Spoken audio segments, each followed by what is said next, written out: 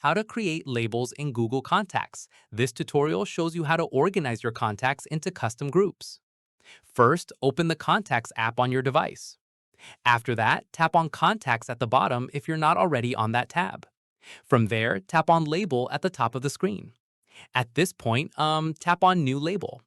In the next step, type in a name for your new label like family, work, or friends. Following this, tap OK to create it. Once done, tap on Add Contact to start adding people to this label. From here, select a specific contact or touch and hold one, then tap others you'd also like to add and tap Add. At this stage, this adds all selected contacts to your new label at once. Keep in mind, to access this label later, tap on Label at the top again, then select it from the list.